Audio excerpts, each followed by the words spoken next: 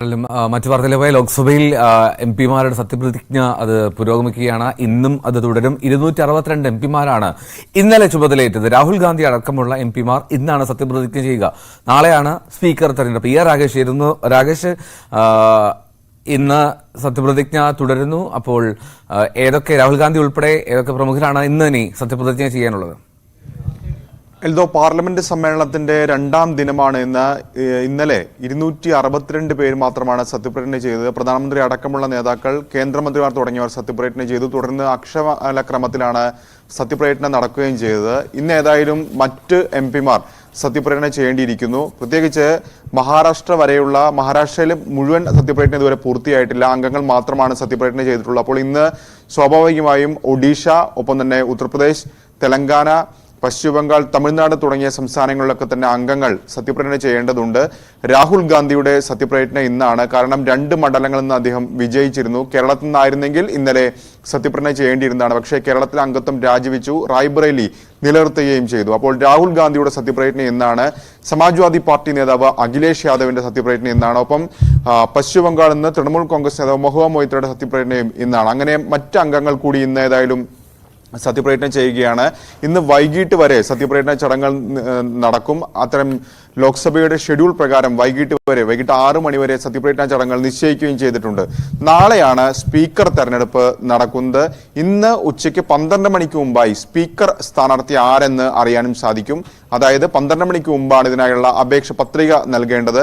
ഏതായാലും BJP-യിൽ നിന്ന് ഓം ബിർള, കഴിഞ്ഞ 17ാം ലോക്സഭയുടെ സ്പീക്കറായ ഓം ബിർള തന്നെ, BJP നേതാവായ രാജസ്ഥാനിലെ കോട്ടയിൽ നിന്നുള്ള അംഗമായ ഓം ബിർള തന്നെ വന്നേക്കുമെന്ന റിപ്പോർട്ടുകളുണ്ട്. പക്ഷേ ഔദ്യോഗികമായ സ്ഥിരീകരണം BJP-യുടെ ഭാഗത്തുനിന്ന് ഇതുവരെ ഉണ്ടായിട്ടില്ല.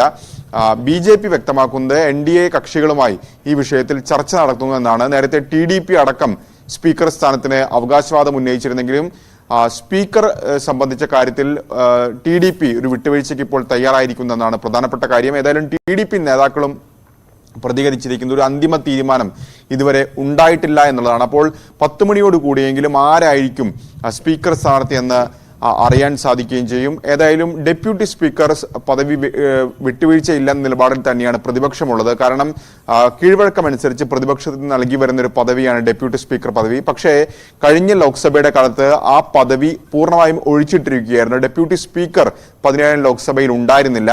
ഏതായാലും അതിനായുള്ള ശ്രമങ്ങൾ തുടരുമെന്ന് കോൺഗ്രസ് നേതാക്കൾ വ്യക്തമാക്കുകയും ചെയ്തിട്ടുണ്ട്. അതിനിടയിലാണ് DMK-ക്ക് ഒരുപക്ഷെ ഡെപ്യൂട്ടി സ്പീക്കർ സ്ഥാനം നൽകിയേക്കും എന്ന റിപ്പോർട്ടുകൾ കൂടി പുറത്തു വന്നു. പക്ഷേ DMK നേതാക്കൾ വ്യക്തമാക്കിയിരിക്കുന്നത് ഇന്ത്യ സഖ്യവുമായി കൂടിയാലോചിക്കാതെ ഒരു അന്തിമ തീരുമാനം ഇക്കാര്യത്തിൽ എടുക്കില്ല എന്ന പ്രതികരണം ഏതായാലും DMK നേതാക്കളുടെ ഭാഗത്തുനിന്നും വന്നിട്ടുണ്ട്. ഏതായാലും ആരായിരിക്കും ലോക്സഭാ സ്പീക്കർ എന്ന കാര്യത്തിൽ 10 മണിയോടുകൂടി അറിയാൻ സാധിക്കും. എൽദോ, രാകേഷ്, ഈ ഡെപ്യൂട്ടി സ്പീക്കറുടെ കാര്യത്തിൽ അങ്ങനെ ഒരു തർക്കം അല്ലെങ്കിൽ അങ്ങനെ ഒരു ചർച്ച നിലനിൽക്കുന്ന സാഹചര്യത്തിൽ അതിൽ ഒരു വിട്ടുവീഴ്ചയ്ക്ക് തയ്യാറാകാൻ സാധ്യതയുണ്ടോ സർക്കാരിന്റെ ഭാഗത്ത് നിന്ന്? അല്ലെങ്കിൽ ആ പദവി പ്രതിപക്ഷത്തിന് നൽകുക എന്നുള്ള നിലപാടിലേക്ക് എത്താൻ സാധ്യതയുണ്ടോ? പ്രത്യേകിച്ചും കഴിഞ്ഞ തവണത്തെ പോലെ അല്ലല്ലോ, പ്രതിപക്ഷം ഇത്തവണ കരുത്തുറ്റ പ്രതിപക്ഷമാണ്.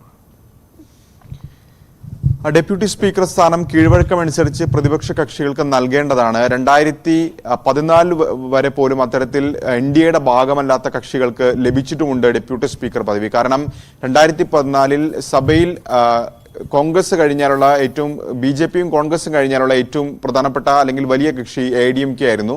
37 സീറ്റ് ഉണ്ടായിരുന്നു. ADMK-യിൽ നിന്ന് തമ്പിദുരയായിരുന്നു അന്ന് ഡെപ്യൂട്ടി സ്പീക്കർ. കോൺഗ്രസിനല്ല നൽകിയിരുന്നത്. അപ്പോഴും ADMK NDA-യുടെ ഭാഗമായിരുന്നില്ല. ഇപ്പോഴും ഏതായാലും അത്തരമൊരു നീക്കമാണ് ഇപ്പോൾ സർക്കാരിന്റെ ഭാഗത്ത് നടക്കുന്നത്. കാരണം ഇന്ത്യ സഖ്യത്തിലെ പ്രധാനപ്പെട്ട കക്ഷിയാണ് DMK. അപ്പോൾ കോൺഗ്രസ് നൽകാതെ DMK-ക്ക് ഡെപ്യൂട്ടി സ്പീക്കർ സ്ഥാനം നൽകാനുള്ള നീക്കങ്ങൾ ഏതായാലും സർക്കാർ തലത്തിൽ നടക്കുന്നുണ്ട്. ഒരു അന്തിമ തീരുമാനത്തിലേക്ക് ഇക്കാര്യത്തിൽ എത്തിയിട്ടില്ല. പക്ഷേ DMK ഇക്കാര്യത്തിൽ എന്ത് ചെയ്യും? ഏതായാലും കോൺഗ്രസുമായി ചർച്ച നടത്താതെ DMK അതിനൊരു തീരുമാനമെടുക്കാനുള്ള സാധ്യത വളരെ കുറവാണ്. അങ്ങനെ ഇല്ല എന്ന് തന്നെ പറയാം. പക്ഷേ ഡെപ്യൂട്ടി സ്പീക്കർ സ്ഥാനം പ്രതിപക്ഷത്തിന് നൽകാൻ തയ്യാറായില്ലെങ്കിൽ സമവായത്തിനല്ല സർക്കാർ ഉള്ളത്. കഴിഞ്ഞ കാലങ്ങളിലേതുപോലെ മുന്നോട്ട് പോകാനുള്ള നീക്കം തന്നെയായിരിക്കും സർക്കാരിന്റെ ഭാഗത്ത് നടക്കുക.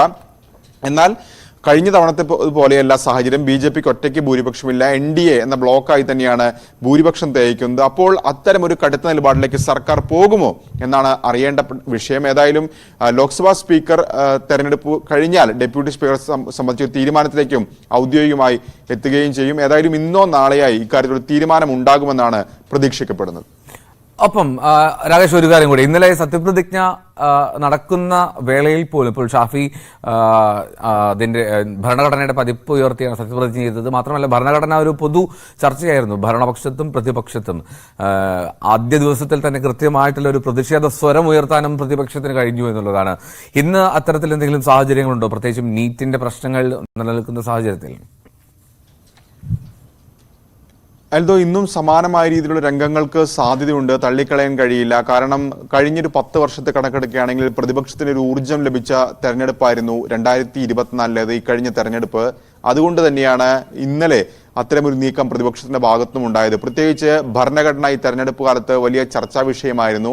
400-ലധികം സീറ്റ് നേടി കഴിഞ്ഞാൽ ഭരണഘടന തിരുത്തുമെന്ന പ്രചാരണം പ്രതിപക്ഷം നടത്തുകയും ചെയ്തിരുന്നു. ഏതായാലും ഇന്നലെ അത്തരത്തിലൊരു മാർച്ച്, ഭരണഘടനയും കയ്യിലേന്തിയ ഒരു മാർച്ചാണ് പ്രതിപക്ഷം ഇന്ത്യ സഖ്യം നടത്തിയത്. തുടർന്ന് അംഗങ്ങൾ എൽദോ സൂചിപ്പിച്ച പോലെ ഷാഫി പറമ്പിൽ അടക്കമുള്ള നേതാക്കൾ ഭരണഘടന കയ്യിലേന്തി. ഷാഫി പറമ്പിൽ മാത്രമല്ല KC വേണുഗോപാലും കൊടിക്കുന്നിൽ സുരേഷും തുടങ്ങിയ നേതാക്കളൊക്കെ തന്നെ ഭരണഘടന കയ്യിൽ ഏന്തിയാണ് സത്യപ്രതിജ്ഞ ചെയ്തത്. അപ്പോൾ സമാനമായ രീതിയിലുള്ള രംഗങ്ങൾക്ക് ഇന്നും സഭ ഒരുപക്ഷെ സാക്ഷിയായേക്കും.